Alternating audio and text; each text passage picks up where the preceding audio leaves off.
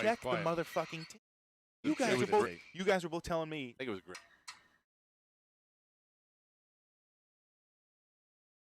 Ricochet versus Matt Riddle was a good match. Okay, yeah, nobody's yeah, arguing that.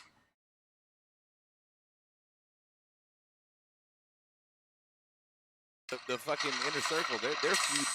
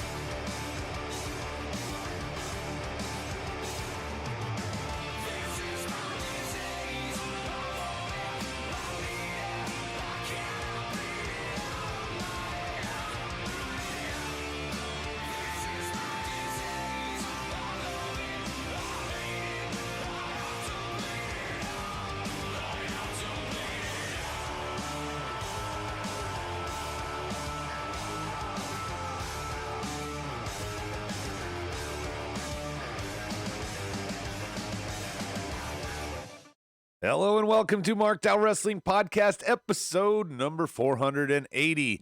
My name is Adam Baum. I am the Jew that leads the crew. Joining me tonight to talk all things AEW and NXT is the Bionic One, Brian. What's going on, buddy? Yeah, the hell fucking goddamn right we are. What's up, man? How are you? I'm excited. Both offerings tonight were very good. Awesome, very good. If I had to sum up real quickly in a bullet point, I think that AEW gained a lot of steam and has been in recent weeks. But NXT, they kind of redefined what it means to be a go-home show in my mind. How so? I mean, we'll uncover Sure. what I mean on both fronts.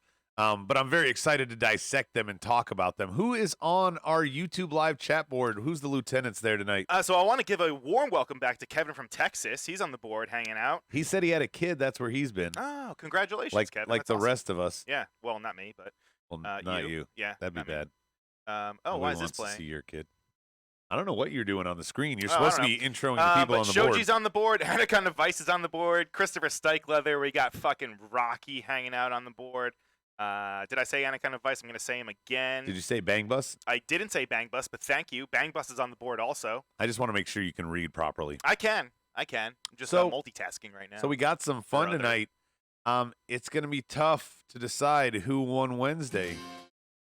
I like where you're going. We're going to dissect it all. We'll get there slowly. Of course, we're going to start with the opening of the show. Mhm. And for the most part, the timelines kind of overlapped everything tonight in terms of the segments. A little bit of switch up in the middle, but even some commercial breaks lined up. It was crazy, Brian. They did. I mean, even like the first match, they were announcing winners at the same Right. time, promos at the same time, Entrance at entrances. the I right. mean the whole 9 yards. So what did we get to start it off? We get Kenny Omega and Hangman Adam Page defending their tag titles as the curtain jerk on AEW against SCU. And on the other side, we get Bronson Reed, somewhat of an unknown still to the NXT audience, Yep. against Roderick Strong. Both matches told a story to set something up in the end. Where do you want to start, Brian? Which side? Let's do NXT. Let's start with the NXT side. Okay, so NXT, Bronson Reed, not very familiar with him. Most people aren't. He gets what I would call a showcase match. You know, you get to see his talents. You get Roddy to build himself up a little bit. Roddy lost the title to Keith Lee, has been kind of out of the title picture immediately. So you need to give Roddy something. He looks strong in a very good match. Again, I call this kind of a showcase match. Bronson Reed looked good. Well, the whole show really was Right, just kind it's of a the theme of the showcase. night. Yeah. And that's where I'll give you a glimpse of where I'm going with tonight, Brian, on how NXT redefined a go-home show. Yes, please give me the glimpse. I predict that Roddy and Velveteen will probably get added for Sunday. When though? I don't know. Like, I predict. Do you think it's going to be like a backstage thing that happens that night, or do you think it's going to be and something that's what on we're going to Twitter? talk about in the fallout for a second here. But Yeah. I think that that's what they did tonight. They put people that are wrestling on Sunday in a match against people that are not, so that you remember who they are. Yeah. From Santana Garrett to Cameron Grimes to Kushida to Bronson Reed. There's a lot of that going on as the theme for NXT tonight. And at the end, Velveteen comes out and furthers with Roddy that he's after his wife and child and shows that they're now airbrushed on his pants. Not just Call Me Marina. Right. He's got his family photo with him in it. He's got little Troy on there. Troy boy, as he calls him. So, I mean, this is he made it personal, as Morrow and I said on Hot Mic. Morrow said it on USA Network, so he's got a bigger audience. But he definitely upped the ante here. That's why I don't know that this stalls out all the way to Tampa. I think this either is going to have to evolve quicker or it's going to be Sunday. Yeah, I could see it happening on Sunday. My only problem is, though, that the card is already kind of filled out. Right? I mean, there's 7 matches already. That's what I'm saying. How many matches are they going to really add? Are you really have me on loop eating pizza? Yeah, why? I don't know. It's art imitating life. Imitating art. Imitating life. I'm really hungry. I could use some pizza. I'm fucking starving. But, yeah, I don't know, man. I don't want them to cram all these matches. That's the beauty of TakeOver, is that they have, like, 5 matches. They all can breathe and have enough time to get their story over. And the one time I remember there was 6. One of them was super quick. There was a, whatever the bro kick from Matt Riddle on Cassius Ohno, and that match was over. Maybe they could do something like that. Maybe where they just announce it that quickly, and it's just like a fluke win where someone gets the upper hand real quick, and then they count the 1, 2, 3, bing, bang, boom, everyone's out of there. I don't know. The fallout here, though, is Velveteen makes it heated. Roddy, you can see, is pissed. Roddy sold this well. Is the board saying anything on this before we go to the AEW side? Well, Shoji's saying, where's Angry Elf? Vice is saying, where's Ramble and Rob? Kevin's asking, what is this, Smarkdown? Yeah, because it's just the two of us. Yeah, that's funny. Just 2-man power the trip. Two of us. All right, we're going to go over to the other side. Kenny Omega and Hangman Page. Tonight, they seem to be more on the same page, just like Roderick Strong looks strong. They seem to be on the same page. A lot of really good spots in this match. And when I say spots, I don't want to talk about the Young Bucks spot fest, private party type of spots. From the top rope where you're diving onto massive amounts of people. There was a lot of just good wrestling. Scorpio Sky continues to impress me, and Frankie Kazarian is ageless, it seems. I mean, same thing you could say the same thing about Christopher Daniels, too. I know he didn't really get too mixed up with his match, BME is no longer the BME. No, I hate you always go back to that. That's because you're used to seeing Lacey Evans do it recently on TV, and you're blown away. Don't even bring up that Why? shit. She's great. Oh. She's good. You could trouble me for a warm glass of shut the hell up. Anyway, I disagree with that part. Well. But you have, just like you said that these bells went off at the same time for the winners, Frankie Kazarian grabs the rope too late. 3 count had already happened. Yeah. Lots of fallout after the match. Amps go off. Hangman drinks his beer. They disappear into the crowd. And the entire tag division, really. Well, you also have Dark Order really kind of starting. Dark Order comes out. Thing. Let me see. I wrote this all down. They're the first ones to come out, and that's why the whole tag team division came out. Dark Order comes out. Hybrid is out there at one time. Best Friends are out there. Bucks come out. Cassidy does a little super kick thing with the Bucks, and they all do a big hug in the end. But we find out later in the night, Brian, that all of this Michigas here at the end, Butcher and Blade were out there. We find out that there's a tag team battle royal next week for the number 1 contenders at Revolution. So love it. This seemingly thrown together bunch of shit, everybody coming down, is trying to remind us, or I wish Rob was on the cast tonight to remind Rob, hey, yeah, I know we got a Frankenstein champion, but we got a lot of tag teams here, and we haven't forgotten about them. We're going to do something next week with a lot of them. Here's Hybrid. You haven't seen much of them.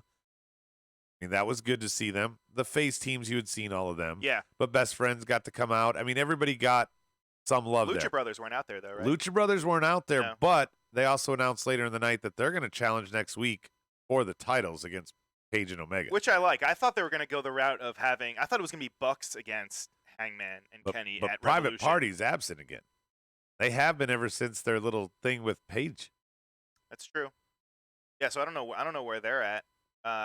Maybe they'll show back up in the Battle Royal there. They could. They should. I mean, everybody else was out there. That's what I'm saying. They should showcase all of their talents if they're division. It'll be interesting. And is it one where you eliminate one guy and both members are eliminated, or they both have to be eliminated for the team to be out? No, I feel like that would take too long. I feel like you'd have to do. No, you do quick eliminations. You have Butcher knock both the best friends out, and then somebody knocks him out. I don't know. You could do quick eliminations. So both these matches have fallouts after the fact. There's no title change on the one side. That probably would have made this easy, Brian. If AEW had a title change to go against this, it probably would have made it easy. Well, they did eventually. Well, don't blow your wad yet. I've got to give the nod, although I like the story that you're building and the next chapter that you gave me of the Roddy Velveteen story. I got to say the consequence of all these tag teams running out, that's going to be a battle royal next week, is what had me sold on it. For most of the night, I was like, why did they all come out here? And then when I found out that's what's next week, there we go. Right. Edge AEW for me. Yeah. I'm also going to go with AEW just because of the story that they're kind of furthering with, like the Dark Order and like them trying to recruit Christopher Daniels. Is he a part of them? Plus, they're setting up the whole tag team tournament thing that they're having next week, so I think that's also intriguing. And nothing against Roddy. You mean Battle Royal? Battle Royal. I'm sorry. Nothing against Roddy and Bronson Reed. Thought that was an awesome match, and it was an awesome. I mentioned it on. It told a story. There was a lot going on. I'm not too familiar with Bronson Reed. I didn't really watch too much of probably, his I think, stuff his before fifth or NXT. sixth match on television. So, fucking great match. Good to see him go out there and do some awesome things. Rocky's pointing out on the board, Dream and Roddy are like Joe and AJ. Yeah. It's weird, though. Joe was full heel going after AJ's family, and AJ was the face there. Velveteen's the face. He's going after the heel's family. So it's a little bit of a twist. It is a little weird. Yeah, because it's like he's picking on his fucking kid. Yeah. Everything else is the same. Sure. But that's different. You know, Wendy, Marina. I mean, Wendy? Similar. Yeah. Well, that was AJ's wife. That was what Joe was saying. Wendy. And now here, Velveteen. No, who's his wife in TNA? What? Come on. I don't remember. No, they had that really terrible storyline with him and no. Come on. Him and no. Listen to me, Adam. Wait. Bang bang. No, we've moved on. I give you 4 bang bangs. That is the international signal to move. Signal to move on. Him and Dixie Carter. That was it. Oh, Reed's biggest win was against Shane Thorne. I think that's his only win. Well. World Collide tournament. No, I'm sorry, the breakout tournament. AEW. Yeah. Up 1-0. Mm-hmm. Next up, we have Santana and JR chit-chatting backstage. I'm not really talking about that too much because we'll cover it later, the details of it. But we also have, Brian, you pointed this out, and I don't know when we've seen something like this. We have a completely voiceless vignette because, of course, Darby Allin has no voice currently. So, and he does a Bob Dylan type of cue card thing, but he does it on cardboard boxes that are clearly ripped. They haven't even been cut right. I thought it was like maybe like a pizza box or something. Pizza box, something he got out of a dumpster. Right. He's tossing each piece on the skateboard. And a nice drawing of not Sammy Guevara, of what's his nut? Jericho? Jericho. He drew who? No, that wasn't Jericho. He drew Guevara kissing Jericho's butt. It was Guevara. Okay. But anyway, I mean, this is unique. Darby Allin's not on TV. Second week in a row. Last week he took out the blowtorch. This week he's challenging him to Revolution. I said this, and I think you got 2 good young guys that are singles competitors here that could probably put on a potential show stealing match. Definitely, yeah. This could definitely steal the show. And now it's official. I was kind of dreaming about it last week. Now it's official. You were dreaming about them? If fantasy booking, yeah. What were they wearing at them? No. Oh. I thought we were... The match. Oh. I'm not going where you're going. I don't know, man. You were saying I sometimes hate you, by the way. I know. No, this was interesting. It was the first time that they made a match with no words. Like, I thought that was fucking very unique. And it was the story was told. What needed to be told was told, even if it wasn't cue cards. Yeah. And that what? Sorry. Her name is Claire Lynch. Fucking thank you, Bang Bus. That was his fake wife in TNA. You never saw that? I'll have to show it to you. So back to what I was saying. Yeah. You interrupted me. I'm sorry. Why do you interrupt? Oh, you don't have a sound effect? Oh, I see what you're doing. I was just about to just go on a rant about you interrupting me, and then pretend that I did, that you're the reason that I lost my train of thought. He's an angry elf. Anyway, so that segues into the match. Dustin and Sammy Guevara. Good booking here, especially with what's going to be in the fallout. On the other side, you have, what did I match it up with? Let me look here. Oh, Johnny Gargano and Cameron Grimes. Not exactly the next match in NXT, but I want to put women against women. Yeah. So I want to start with the AEW side because that's where we've already picked up. Dustin does what he's supposed to. Jake Hager does what he's supposed to, getting interfered a lot, trying to steal some thunder from Guevara. We found out before the match that Guevara is going to be doing something with Darby. So this makes perfect sense that you set it up, and the whole time this match is going on, Brian, you and I are going, well, when do you think Hager's going to finally wrestle? Right. And what do we find out after the match? Dustin cuts the promo we've all been thinking. It's a match at Revolution. I love the slow build that they've had with Hager, and I've been getting pissed off because I'm like, when the fuck is this guy going to finally get in the ring and get what's coming to him? But you've been wanting it. That's the exactly, point. Yeah, They've made you want it. It's perfect. It was a little weird. It's that seeing girl him. that makes you wait for 15 dates. Exactly. It was a little weird when they did release the graphic with him versus Dustin, where he was just wearing his street clothes. Like, is he going to also wrestle in those, or is he going to wear his traditional singlet or like a version of it? I know that was a very Jack Swagger thing, but he's an amateur wrestler. That's who he is. It was okay that he wore the singlet because of the amateur wrestling background, but I don't feel like that should be what he comes out here. It doesn't fit his character necessarily with the inner circle. But he's not going to wrestle in a tracksuit either. No. So I agree with you. That could be a little intriguing. It's not as intriguing as the match. Teddy Two Stone Hard is joining the board. He says, just real quickly, he's talking about Matt Hardy coming. Oh, man. I have no idea what's going on. Well, yeah, they seemingly wrote him off last night on Monday night on Raw. He now has, I think, 15 or 16 days left on his contract. So I would imagine, Ryan, that he could potentially show up at Revolution. Let's see. Today is the 12th. Yeah. Revolution is 17 days away. It's one day after his contract expires. I'm pretty sure. I'm not positive. I know it's 17 days away. But how do you know that's the day it ends? I don't. I'm saying I'm pretty sure that this is lining up that way. Real quick on the board, I love Dustin running down his MMA career and calling him Jericho's bitch. True. Absolutely. That's what I'm saying. Dustin cut the promo we've all been saying, Brian. He didn't say anything that we haven't been thinking. Like, why are you? It is what it is. Get the fuck in the ring. Yeah. What are you waiting for?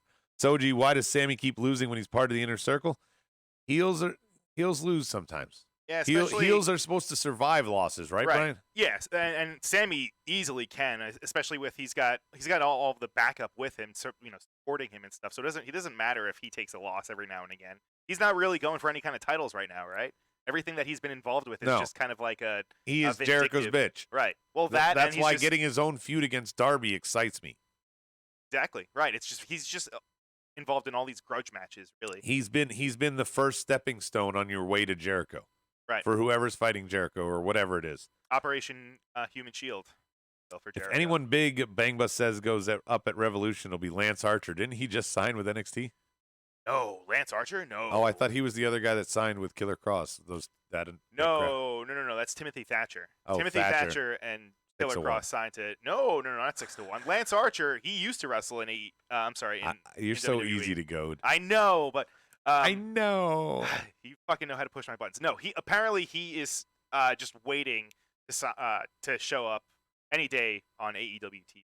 Whether it's at Revolution or after that, I don't know, but he's more or less AEW bound. So I don't know if you count this as the end part here because they didn't announce the Hager Dustin till later. But regardless, Dustin cuts a great promo. Crowd is totally behind it. Before we vote, obviously we've got to represent the other side. Johnny Gargano. Brian, you kind of uncomfortably marked out at his physique and how good Johnny looks. I mean, I gotta give credit where credit's due, man. The guy looks good. Like he's transformed his whole look. He always had like a weird. I didn't think you were going to take that ball and roll with it. I mean, why not? All right. Well, do you want me to keep complimenting him? No. Or no. Okay. Cameron Grimes on the other side. Yeah. Not a fan, man. I am not a fan. And guess what? You got some crow for me? Because tonight he looked good. I don't know if Johnny carried him, just because I'm my petty self sometimes. Yeah. But Cameron Grimes put on a really good match. He's not booked Sunday. He's out here much like Bronson Reed to get a showcase, get an opportunity, get the audience familiar with him. But at the end of the day, he loses. But it's not a bad match in any way. I think he won the crowd over, if you will. Absolutely. I just want to see them do something with his character a little bit more. Well, now that we've had this match. They have to develop his character better. They've shown that he can hang in the ring. Right. You talked about him being the Carolina caveman. What the fuck does that mean? I hate when WWE does those stupid shit, the Scottish psychopath. Right. Fucking let's come up with a name that makes sense that's for the character. Like the cerebral assassin, Triple H mind fucked a lot of people. Like to go with that. You just that's how you get there. Right. You can't just give somebody a name and have no backstory, or give somebody a gimmick that's just based on their look. Rabid Wolverine. Is that what he is? He looks like Rob Zombie Wolverine. Oh, the Rabid Wolverine. I don't know. Chris Benoit. Man. Will Hager will wrestle in his golf clothes. Soji's asking, check the tape, man. Brian already asked that. Yeah, I don't know. I don't know. I don't want him to. I want him to have like traditional gear, or maybe. You know what I want? What? I want you to talk about this match. Yeah.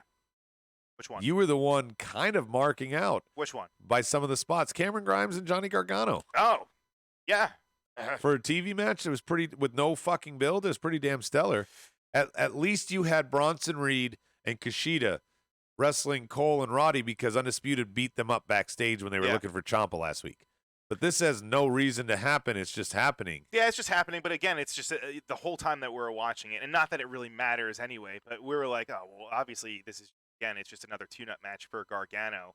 But still, it was a really good showing by Finn got his tune-up last week. Yeah, right. The week before, they had their little tete-a-tete on the screens, Titantron. Their what? Tete-a-tete. Tete-a-tete? Yeah. Never heard that. You never heard that? No. Tete-a-tete? Tete-a-tete. Is that French? Yes. Means head-to-head. Is that French and shit? What does it mean? Means head-to-head. Oh, okay. Head-to-head. Head-to-head. Wow. You're reaching. Stretch Brian strong tonight. What? Yeah, you heard me. Keep going. Keep going with what? Rabid Nigga, Wolverine. please. XL10. Come on. That was Chris All right. Benoit. So, we got a vote here. Yeah. Grimes and Gargano. Fucking stellar match. I really, really enjoyed it. But the fallout, Dustin cutting that great promo. I mean, him and Sammy weren't a paint-by-numbers match, but they were showcasing that Dustin can still fucking go. They told the story to lead to the build in the promo afterwards to lead to Hager going against Dustin in his first feud. But at the end of the day, who's going to win to me? AEW's up 2-0 if I'm keeping score, Brian. Yeah, I mean, again, I'm with you. And it's not necessarily because it was a bad showing for NXT. It was just the fact that they have a pay-per-view on Sunday and they're setting it up. And a lot of what they were setting up, there weren't any exchanges, really, outside of Ciampa and Cole that we'll get to at the end. There weren't really any exchanges. Well, I guess I'm going to eat some crow again. Bianca and Rhea. Protein? There weren't much exchange between the competitors outside of promos. Yeah. Like Dijakovic and Keith Lee only got a promo package tonight. We didn't see either one of them. You know what I'll be most interested in is the week of Revolution, the 29th. I want to see how AEW, how AEW showing is going to be for their go-home show compared to NXT. Because NXT, they're already going to have their Portland, that's already going to be a few weeks over at that point. A few weeks after. So I'm curious to see what, how NXT is going to do as far as their showing. Like, is AEW, are they just going to have all these tune-up matches, or are they just going to really, put the pedal to the metal as far as pushing these storylines? Well, I mean, if you want to talk about push the pedal to the metal, we've already got several matches booked for next week. We've got a lot of consequences, most of those matches. Cody still has to beat Wigwam in the More steel soft. cage. Jeff Cobb's debuting, and now with the Inner Circle and going to fight Mox next week. You got the tag team battle royal. You got Luchas versus Omega and Page. I mean, there's a lot already just riding on this next episode. So I don't know about that. The board, let's see. Everybody should know Dustin could go after this match with Cody at Double or Nothing. Yeah, Stike, I know. We already knew that, but I'm saying Dustin continues to show that. It's not just a fluke. Nobody carried him. Nobody's doing anything. This is all him. And he's reinvented himself to a certain extent. He's not doing the gold dust stutter and all the other bullshit that WWE used to make him do. Switching gears for a second. We're going to do the promos here. Bruiserweights. We'll talk about all three parts. Excuse yourself. Sorry. Broserweights. Yeah, there you go. Sorry, he's the bruiserweight. They're the broserweights. Yep. And then Tony and Britt. I want to start with the broserweights. They don't have a license. They got to get there. They end up sneaking on Triple H's playing at the end. It was fun little vignette. It was silly. Again, you had a lot to pack in on your go-home show. And there was no Fish. There was no Riley. So this was what you needed it to be. It got them out there. It got them to tell a little story and remind you that they're feud. And it was different. They didn't recycle any of their little stories tonight. I mean, it was vastly different. You're talking about on the AEW side? No, on the NXT side. To have this kind of comedy bit. And whether you like it or not, they're trying to do something with Pete Dunne's personality. It definitely fits Matt Riddle's personality. Perfect. Like him being the fucking stoner, just laid back, doesn't really give a fuck what's going on. Yeah, they're like the odd couple, really, of NXT right now. Yeah, and I like this. I like this spot. I like what they did. It stood out tonight, separate from the pack, Right.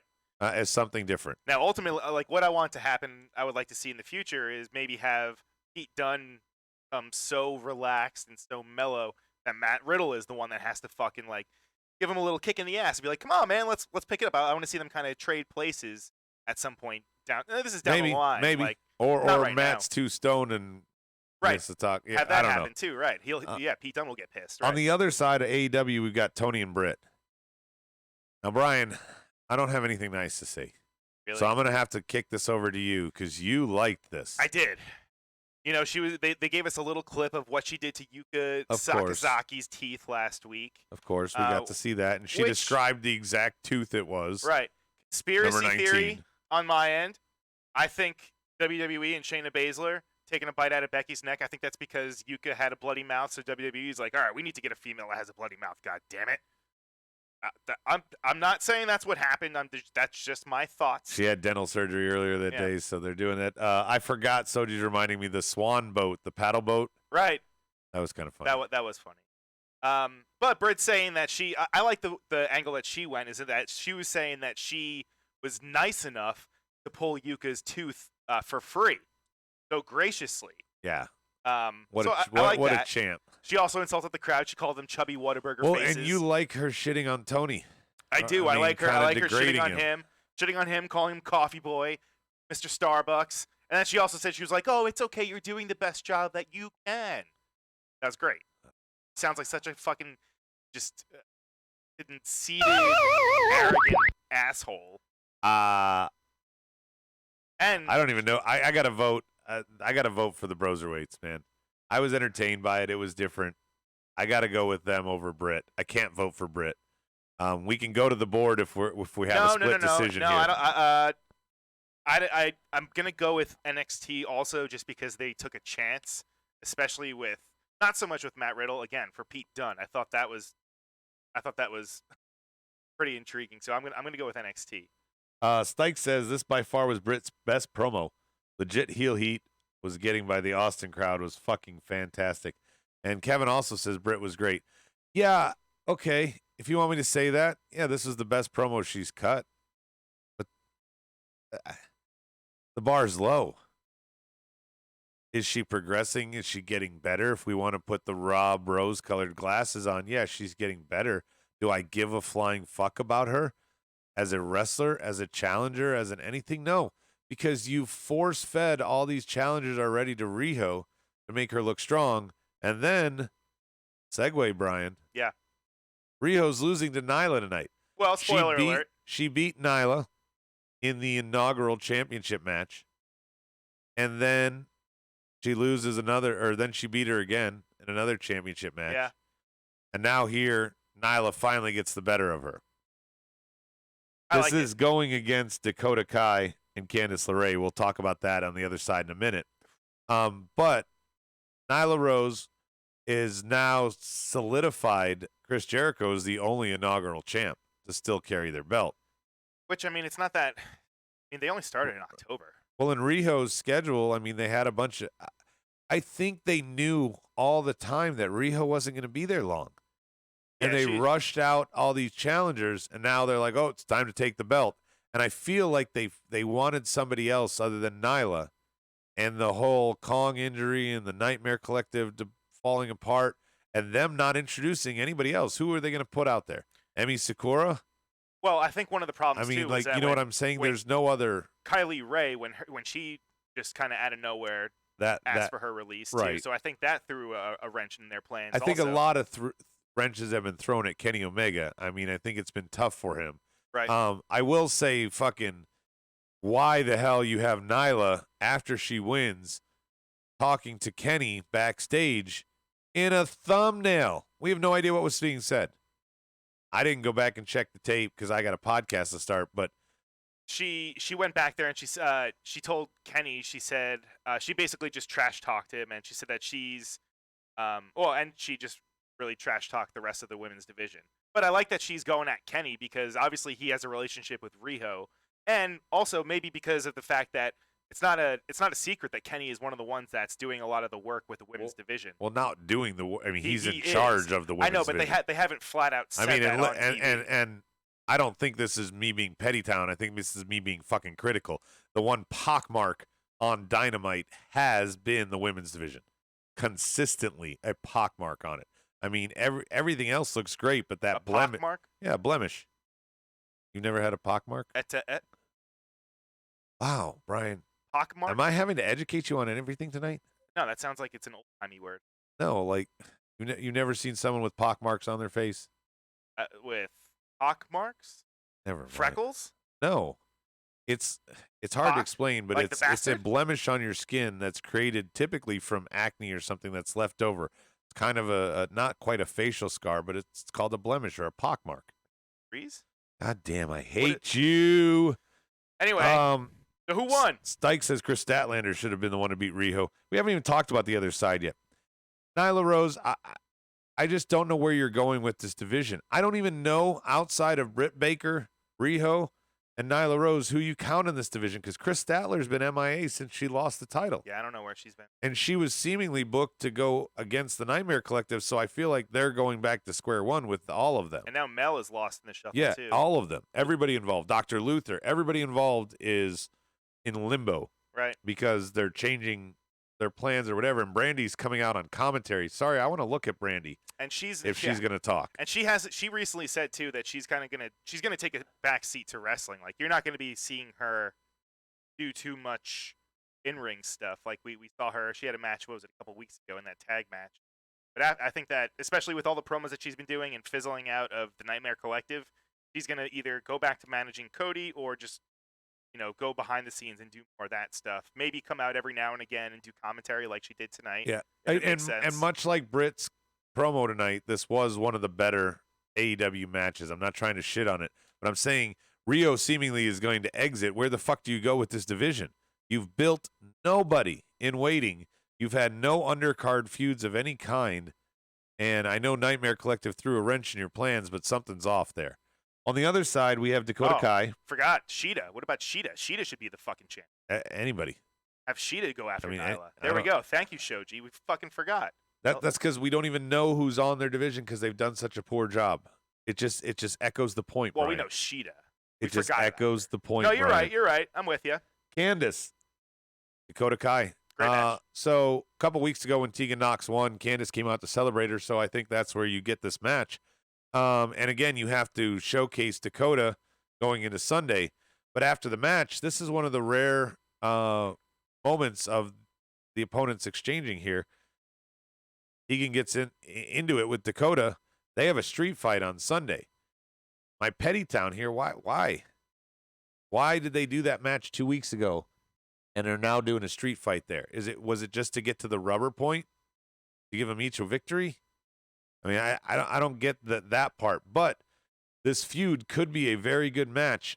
Women getting a second match on a takeover, Brian, that has nothing to do with the belt is not completely rare. No. Plus, it's okay. But it's a good spot. Yeah, but it's okay for Tegan and Dakota because they have a history, right? Like they used to be friends, and they were briefly a tag team when Tegan came back. Yeah, I can't remember their name. Team Kick, I think. That was it. That might have been it. That was it. Team Kick. Because they had all those knee braces. Yeah, all the kicks. But no, yeah, I'm with you. But I think this is because it's not.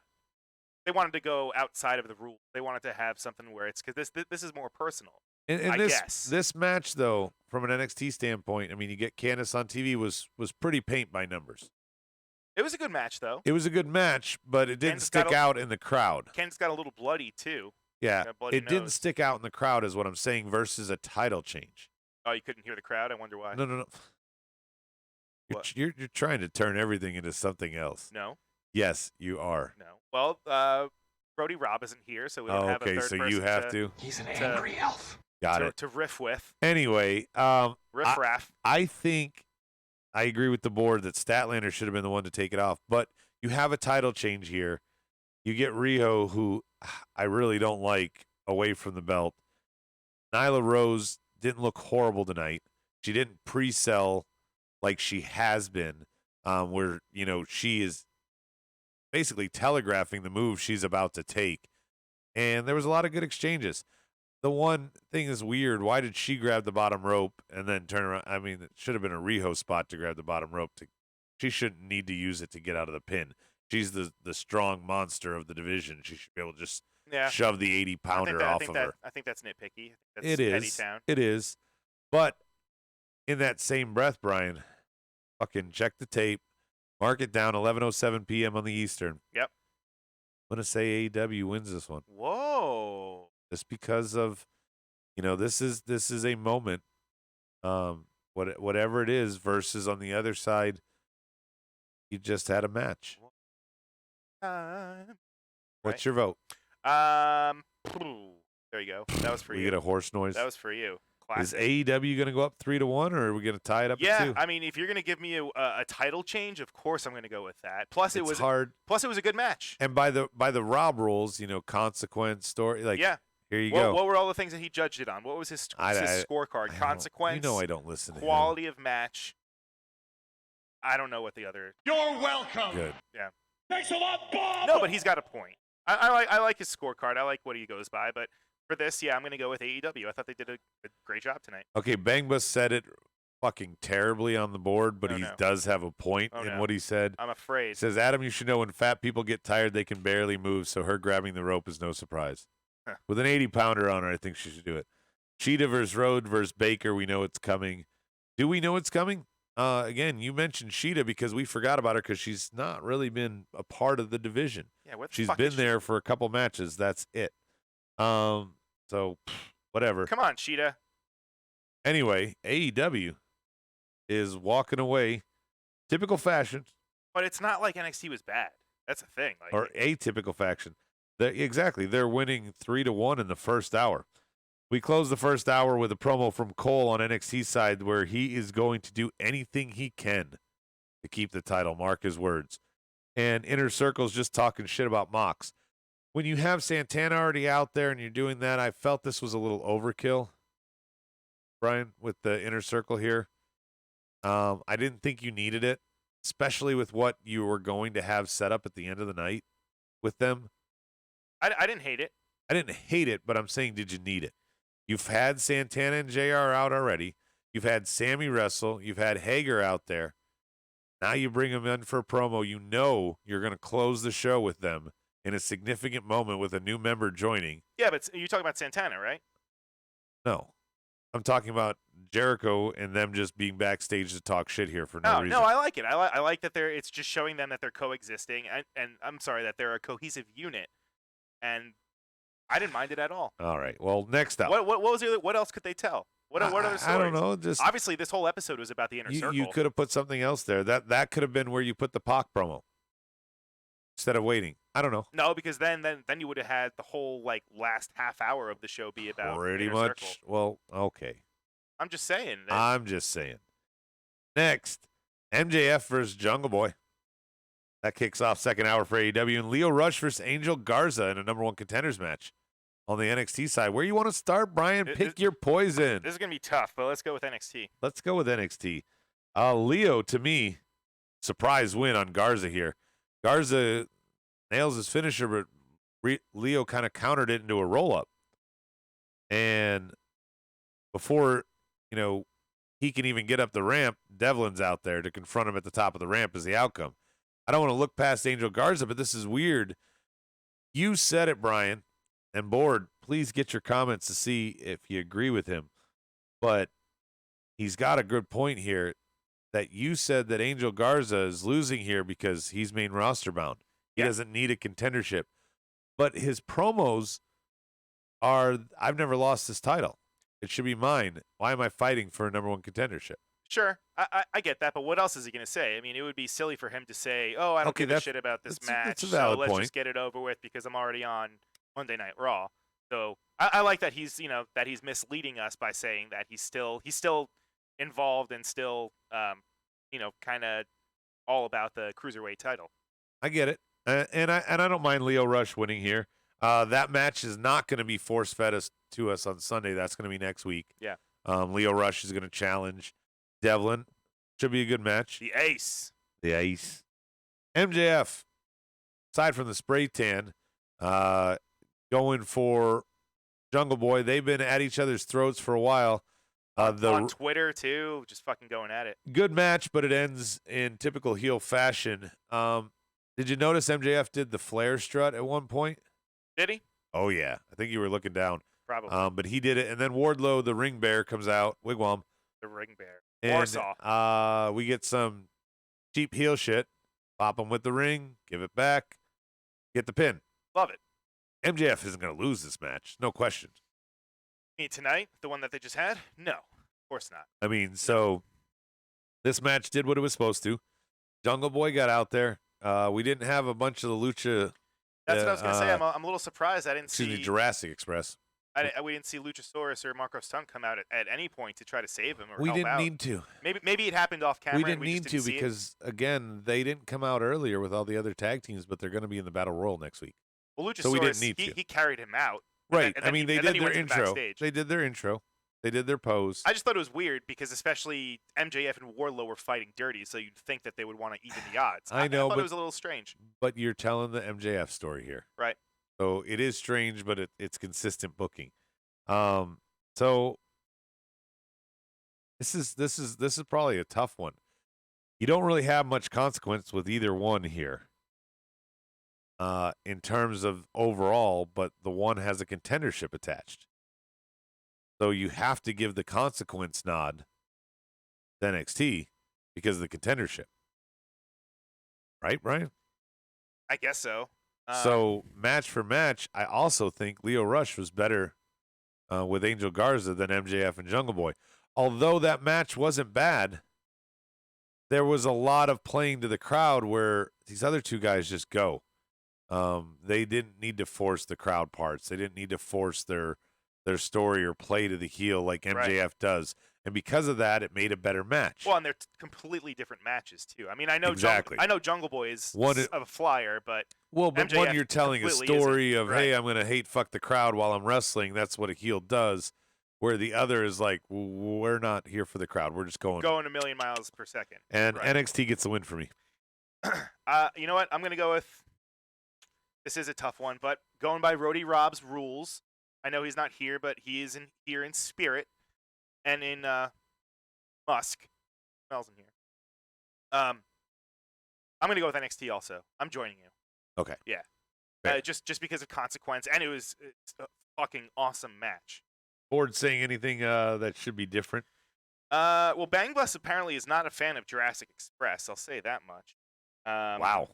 Yeah. And Stike is saying with Leo and Angel, two things accomplished. One, it gives number one contender, and then You also have a rubber match with Leo taking a third and final match. And Vice says, I'm going with AEW because that's the best match MJF has had since AEW started. Yes, that's fair, but MJF hasn't really been in matches. I was going to say, I can't really remember any other really. Yeah, Like, I mean, MJF he's 2-0, but matches. he fought in a 6-man tag. I mean, it is what it is. I'm not shitting on it, but I don't know. It is the spot that it's at. Yeah. Next, we got promo versus promo. Okay. We have an amazing, in my opinion, package from NXT. It felt very like sports colliding, titans are clashing. It felt very sportsy. Mark Henry narrating, Dominic Dijakovic and Keith Lee, the next chapter. NXT TakeOver Portland for the North American title. And on the other side, you got Pac cutting another vicious promo explaining that in 2 weeks, you're going to have a 30-man Iron Man match against Omega. Very Finally, wet. Their wet. rubber match. He was very wet, standing in the alleyway. In his ring gear, as he always does. Outside. We've talked about this. So do you want to start with Pac? Let's start with Pac. With Okay. Pac. He's always ready, so we're always ready for him. Pac hasn't been in the ring very much recently. He's been doing these head games, but it's fine. He's had some dark matches. Yeah, but it's fine. He's in the limelight. He's still telling the story. It's not going away. I think if anybody is overbooked, Kenny has a feud with Pac. He's got the tag titles going on. He's involved with Riho. He's doing the women's division, and he's potentially setting up his future feud with Adam Page whenever they lose the titles. So I mean, this is a lot to take in, but Pac's holding his own here. He definitely is. Second week in a row. And so is Kenny too. I like that he's involved. I like that he has his hand in all these different. I don't know. Mini feuds, if you will. But you have Pac here again, staying relevant, cutting a slightly different promo from last week because this one has a consequence. And I love that it's a 30-man Iron Man match, too. Right. But on the other side, you have freaking Mark Henry narrating that. Oh, it's a tough one. You also have, you had Ciampa kind of come up on here talking about what the injury cost him. This is kind of, we're not going to vote here because I'm just kind of rounding out before we get to the main event. You have, I didn't think about this, but he's supposed to be in the TakeOver main event on Mania weekend. And that he was supposed to be in the 2 out of 3 falls with Adam Cole. Gargano stepped in. But that was not just him losing Goldie. That was him truly, like he's emulating, losing his life. This was his spot. And here we are a year later. He beats Cole at Portland. And he's presumably defending his title in the main event at TakeOver Tampa. So we've come full circle. That adds an interesting piece of the story there, Brian. It's also very different because he's the sympathetic babyface in it. Sort of. Like When he left, he was full fucking heel. That's almost. what I'm saying, right? But now, he's still kind of crazy about Goldie, obviously, but like he's got the crowd behind him. Like we're on his side. Oh shit! Bang Bus is correcting me before What? you go too far because this is important. He was supposed to face Gargano in the 2 out of 3 falls, and Cole stepped in.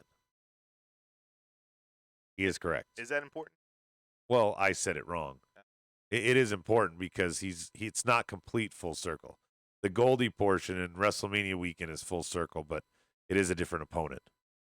Because that was supposed to be the blow-off of the year-long Ciampa and Gargano feud. Honestly, I can't even remember because he got hurt. What was it, twice? Twice where he's been on Well, the his first knee? one was Gargano. Well, first one was Ciampa, then Ciampa came back, Gargano got Gargano hurt. got hurt. Yeah. Right. And they just can't get right. Can't get right. And then the final thing to round it up before we get to the main event. Before we move on from NXT, Oh yeah, sorry. Ciampa's promo. Where was it shot? Full Sail Classroom. That's all. Okay. I don't know where you were No, going that's with all. that. I just. Bianca Belair has a squash match with Santana Garrett. And if the old adage is true here, Brian, Yeah. Bianca kicks the shit out of Rhea and is standing tall. Does that mean she's going to lose on Sunday? I really don't believe he's going to be facing Charlotte at WrestleMania. I don't either, but I still think there's a chance that Stike Leather said it on the board earlier last week maybe. But what if it's a no contest? that you set up a triple threat very clearly, and the need for one. Bianca doesn't lose clean. Rhea doesn't lose clean. Maybe the only logic I see in that is because maybe they want to get Bianca on the card, and then also maybe because Rhea, this will be a pretty fucking big match. So to be in that spotlight one-on-one, if you add another person in there, you can kind of take the load off. Well, and you don't have bit. 3 women's one-on-one matches if you're defending 3 titles at WrestleMania. Right. So that's one of the ways I could see them potentially adding Bianca, but I don't know. I think she's going to look strong on Sunday, but I don't think Bianca's going to win. I think Rhea's going to go over. And cleaning out the AEW side, we have Ty Cobb debut package. Jeff promo. Cobb. Oh, Jeff Cobb. Jeff Cobb. Love child of Roman Reigns and Rhino. You get a little package. Shut your fucking. And we find out that he's debuting. We'll find out more in the main event. Main event on AEW side here. By the way, AEW's up 3-2. Here we go in the main event. We have Adam Cole versus Kushida. On the other side, we have Mox versus Santana in an eye for an eye match. Well, not an eye for an eye match. Well, it was just labeled as eye for an eye. Okay. I'm trying to kayfabe, brother. Kayfabe. Kayfabe, brother. Mox wins, Cole wins. No surprise on either match. We have Ciampa come out and just stares daggers at Goldie until Adam Cole puts it up by his face, and then he stares daggers at him. Says, "You're not taking it." He goes, "I want my life back over my dead body." I want my life back. Good exchange to end the go-home show. I think NXT built a very good go-home show to be different from the main roster, showcase a lot of other talents.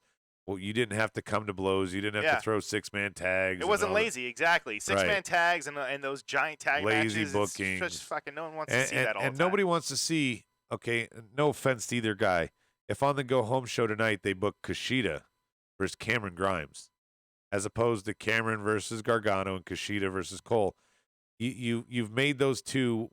Now we watch. The fan of Gargano now watched Cameron Grimes. Right. The fan of Adam Cole now watched Kushida, and they learned about them. And it's a good booking spot. I'm just hoping that they keep going with it. Like, I hope they don't just stall out Kushida and just pull him and he's not on TV next week just because they don't have anything for him. I want them to maybe add something to his story so that he can call back and say, "Hey, I almost beat Johnny Gargano.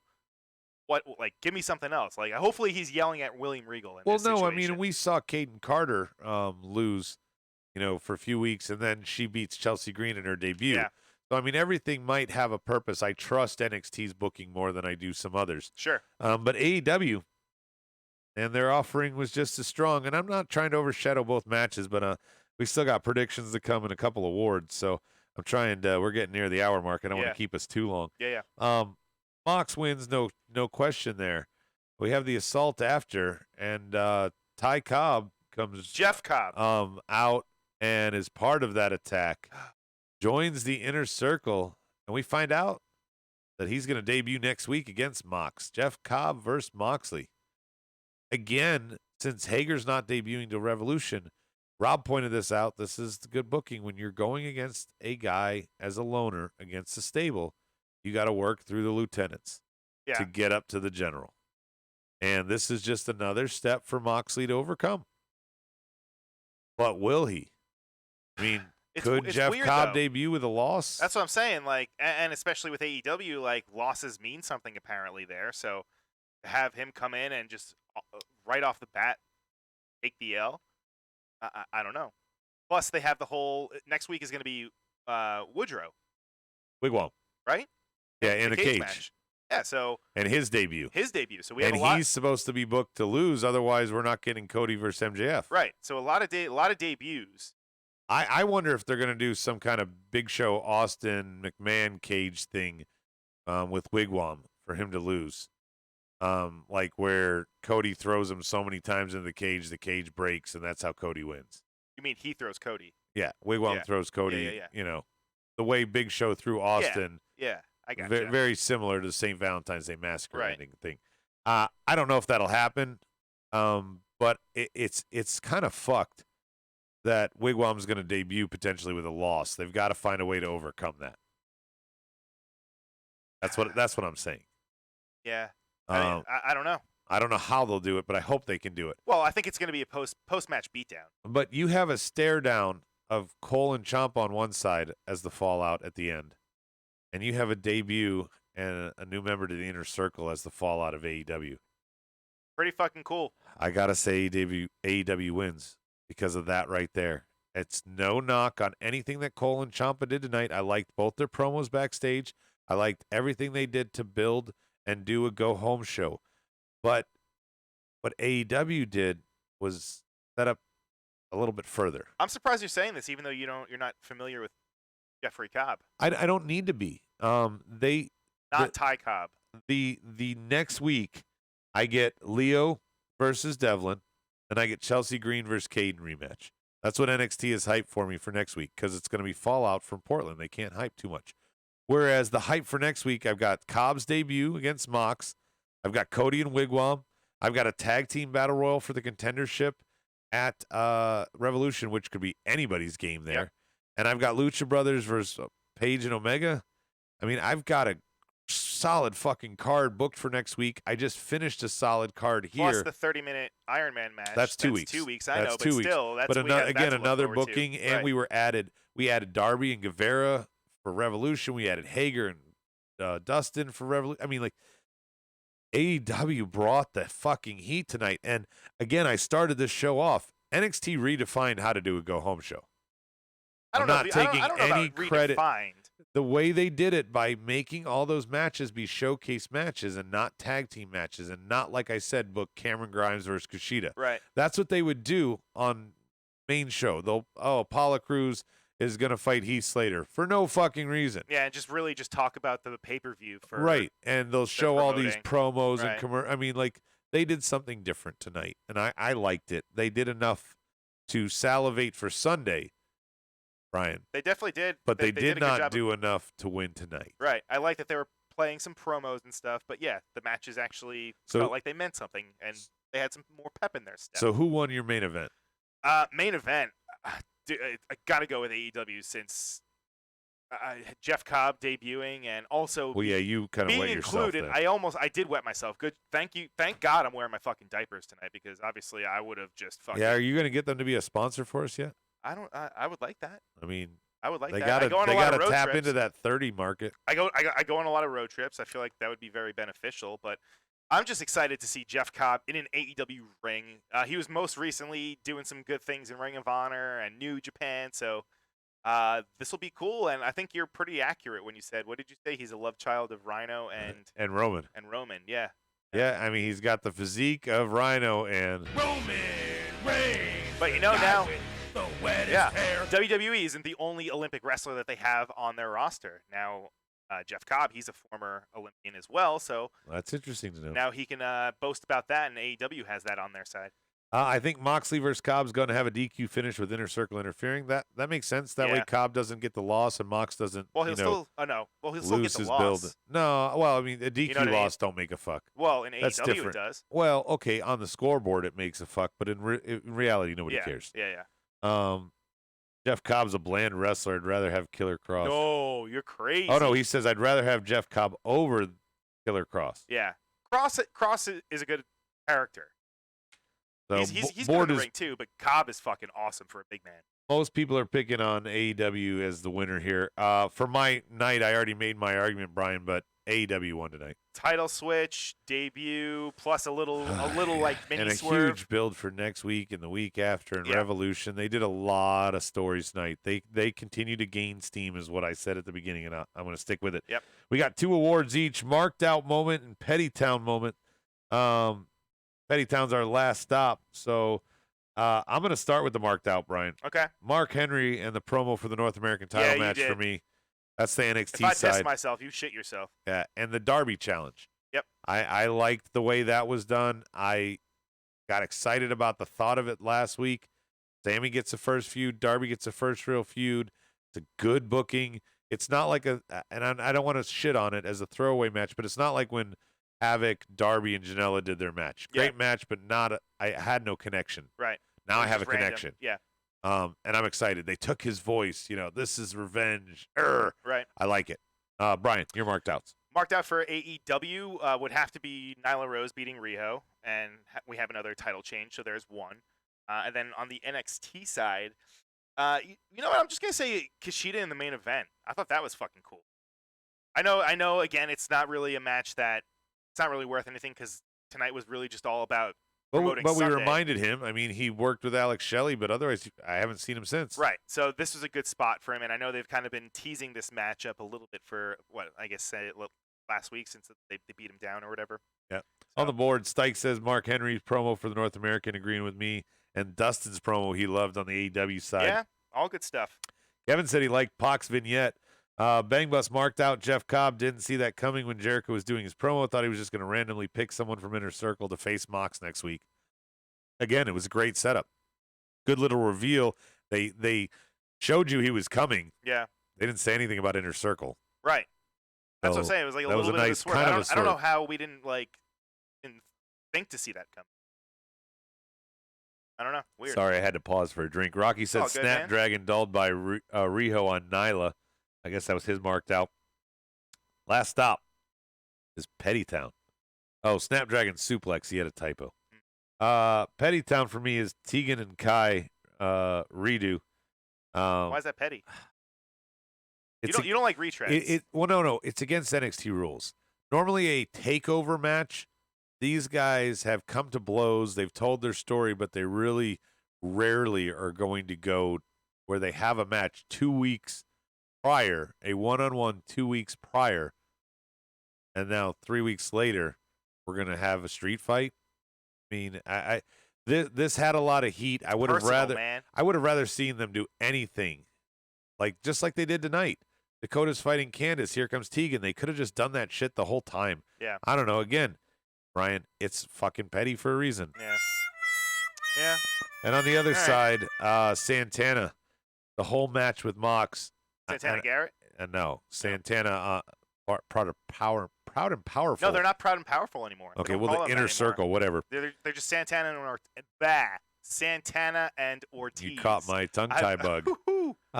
Anyway, him adjusting his eye thing repeatedly throughout the match, it was distracting to me. I'm sure it was distracting for him, though. I'm sure it was. No depth perception. Whatever. Yeah. So those are my petty towns. What are yours? Last stop, Pettytown for me. Let's see. NXT. Oh, I know what it is. I mentioned it before. Fucking Tommaso Ciampa cutting a promo in a goddamn lecture hall. I don't know if at this point they're just trolling me and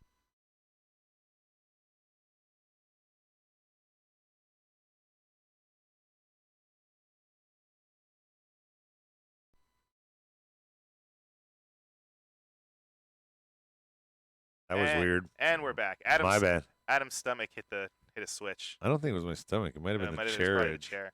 But either way, yeah, Tommaso Ciampa's fucking promo being cut in a goddamn lecture hall. I thought that was a little. Come on. I mean, be outside, be somewhere a little bit more. All right, I don't know, aggressive or threatening. What's your petty town on the other side? Pac is doing it in a fucking alleyway, in a wet alleyway at night, and he's doing it fully lit. And Pettytown for AEW. Yeah, Pettytown for AEW. I don't have one. Everything was absolutely phenomenal. Phenomenal. Everything was phenomenal. They do everything perfect. I have nothing to say bad about them. That's my Pettytown. My Pettytown is that I wish they did. I wish they did things wrong, so that I could say something bad about them. Jay joining late asks, does anybody think AEW is painting themselves into a corner with all these one-eyed people? No, it's fine. Marked out AEW likes seeing all those tag teams showing us they still exist. That's from Soji. Pennytown for Bang Bus. Nyla grabbing the ropes. Rio's like 80 pounds. She could have kicked out easily. Again, I said that, but you were also the one who said, check the tape, Bang Bus. That fat people need a break. Marked out Riddle's Swan Boat for Soji. That's a good one. Pettytown, Jurassic Express, not a fan. That's for Stike. And Brian for slamming on Full Sail in their campus. Who, me? Yeah. Whose Pettytown is that? Stike. He's giving it to you for slamming them. Fuck. All right. Prediction time. Let's run through this real quick. Yeah, let's do it. Board, unless you see something extremely relevant. We're at the hour mark, so we're going to fly through this. Dakota Kai, Tegan Knox, street fight. Pick it. Dakota Kai. I don't think they're going to let Tegan go over. I think this is kind of a bump in the road. Dakota because they are pushing her pretty strong. I do agree with that. So I'm gonna that logic tracks. Dakota Kai wins. Broserweights, Undisputed. Are they the next part of Undisputed to lose their gold? I think so. I think that's the direction that they're going. Plus, I don't see them Broserweights staying together for that much longer. So. No, they're there to get the titles and do a run or something, and then it'll evolve into their feud when they lose it to somebody else. Yeah, so they're transitional champions probably. So Broserweights. Yeah, Broserweights. All right, we're agreeing 2 for 2. Wow. If they add it, Velveteen and Roddy. Well, going along with the Undisputed kind of taking the L's, I'm going to go with Roddy losing. And plus, Velveteen's coming right back. I mean, this is his debut match. Not debut match, but he's kind of re-debuting from the brief break. So I'm going to go with Velveteen. I agree with you. You know who else does? This is Roderick Strong. I approve this message. I bet He doesn't think he's going to win either. I bet he does. Next up, Keith Lee, Dominic Dijakovic. This is a tough one. I don't think it's that tough. I think this is a showcase opportunity for Dominic Dijakovic to get his spotlight, to show who he is more. I don't think you can have Keith Lee just lose already. Right. The amount of pop and love and everything that he has. Right. If this was a real fight, Dijakovic's got even odds, but Keith Lee's going to win for me here.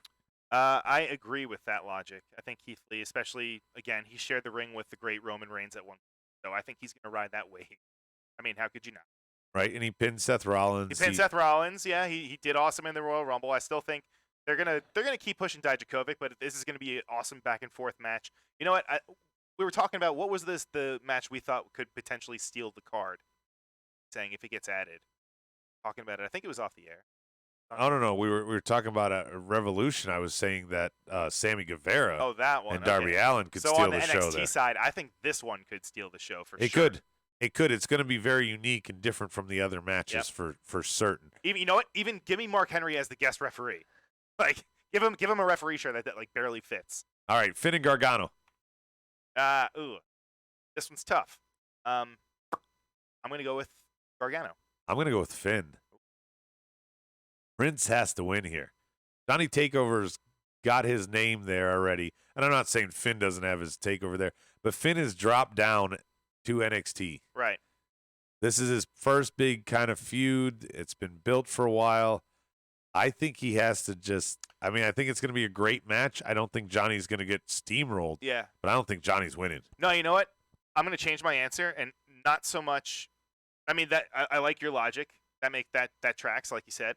But I think checking in with I think Charlotte is going to lose to Rhea at WrestleMania. So if you have both of them, I don't know, you can't have all these main quote unquote main roster people losing to all these NXT people.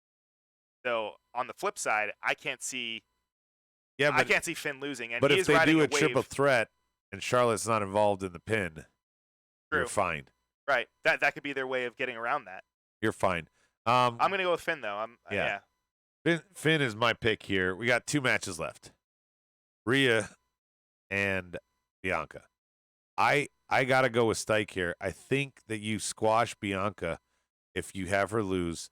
I think just like Keith Lee, you can't have Rhea lose her first big match after she won it, after she took down Shayna. She's not a transitional champion. Rhea's not a transitional champion. No, they're building around So her. the way you save both and the way you continue, because Bianca Belair is not strong enough to just go one-on-one with Charlotte at WrestleMania. I think you go to a no contest. Charlotte, interferes. It's a DQ. There's got to be a reason to retread this. This is not the end of either. But if they make it a triple threat, doesn't that kind of show their hand? No. Then it's like, oh, well, fucking Bianca's definitely going to take the pin. No. That doesn't mean that Bianca's taking the pin, because I said there could be the lucky loser that shows up the next night. There's a lot of story that you could tell. Yeah, but still at WrestleMania, I'm saying she would There's take a the lot loss. more story, and WrestleMania is a long time off, man.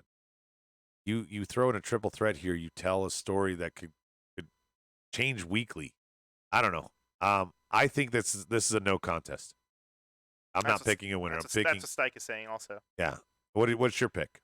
I disagree. I think Rhea is going to win convincingly. I think Bianca's going to get her spots in, but I still think they're going to make Rhea look extremely strong. Right. Just my prediction. And that's why I don't think they can let either lose. No, But- I think Rhea. I think she's going to go over You think clean as a whistle. All right. Well, we'll agree. Maybe not clean as a whistle. I think maybe Charlotte comes out and fucks her. Like if there's like an outside distraction or something.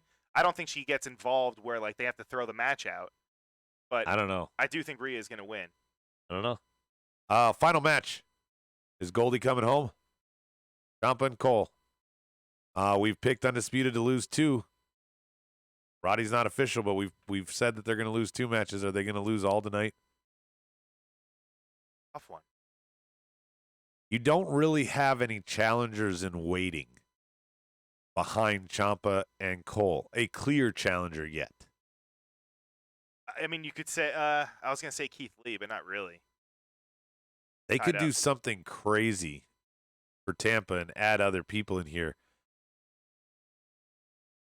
Adam Cole's also 36 days away from breaking Finn's record. So if he were to defend, he's probably getting the record. Right. You think they're going to wait to... And then Ciampa wins on WrestleMania weekend in Tampa. I can see them doing that. And they add a stipulation maybe. Maybe Ciampa doesn't lose clean. Yeah, but then that's retread city. You're going to hate it. I think Adam Cole wins. No, not if Ciampa loses clean and you retread, yeah. There's no reason for it. But if Ciampa gets screwed, because Adam Cole said, I will do anything to keep this title. And you're going to set up Tampa as a stipulation match where he can't get himself DQ'd. Cole's going to get himself DQ'd. Ciampa's going to win. Cole's going to retain the title. And you're going to set up Tampa. Yeah, plus I like, if Cole does retain, I like the fact that he can just dog on the rest of Undisputed, and that's kind of their story. There's going to be some a little bit of conflict between them, which we haven't seen. And I don't want to see a cage match. Bang Bus has the nail on the head. Here's something worthy of a Hell in a Cell type match. Yeah, that would be a good blow-off. Sure. At Tampa. Have they had an NXT Hell in a Cell? No. They haven't, right? No. That would be something that they haven't done. And you know that they like doing first. That's what I'm saying. They should do something crazy for Tampa, and I think that should be the rematch. But you can't do it if Ciampa loses clean here. So that's why I think Ciampa wins by DQ, because Cole gets himself DQ'd. And there you go. You set up Tampa right there. And Regal gets involved as the build between now and then happens. Regal adds that stipulation, adds the Hell in a Cell, adds whatever the hell it is. No, that's I like that. I like that. Plus, it gives Ciampa like a big moment. I mean, he's gone through all these injuries and rehabs. I feel like this will be something that he's kind of worked toward. So he deserves it. Soji comes up with something here that's new. What if Bianca wins by countout somehow? Yeah. That would save some face there. I don't know. Maybe she goes to attack Charlotte and then she moves. It's going to be interesting. Guys, we will be back on Hot Mic. In case you don't know, Brian and I will be back there Monday doing Raw. We'll be back next week on Wednesday doing AEW. We did NXT this week. Go to Hot Mic. Download the app. Use the invite code MARKEDOUT, all one word. Doesn't matter if you're uppercase, lowercase, or if you want to make it look like a ransom letter. It doesn't matter. Just put the promo code MARKEDOUT in there when you sign in. It's the invite code. Literally the first window. Yeah. Get on there. Find us under the wrestling broadcast. Follow us. You'll know when we go on. We're going to be here on Monday doing Raw. We're going to be here on Wednesday doing AEW with Rob. That's going to be fun. Rob will be back. So we're going to get a lot of stuff done there. We got TakeOver Portland, so we're going to have some fallout to discuss, I'm sure, on Monday during those commercial breaks. So definitely make sure you tune in. Final thoughts, if you have any on the board. They're already starting to say goodnight. They know we're winding down. Yeah, everyone knows. I'm winding down. I'm winding down, too. We've been on for a while, so in any event, guys, thank you so much for tuning in. Check us out. Follow us at SmarkMark Show on IG. Follow us at SmarkMark Show on Twitter. Like, subscribe. Give us a thumbs up button. Give us some comments. Let us know how we're doing. Let us know what you want to see. We'll be back next week. Same Smart time, same Smart channel. I'll catch you on the flip side.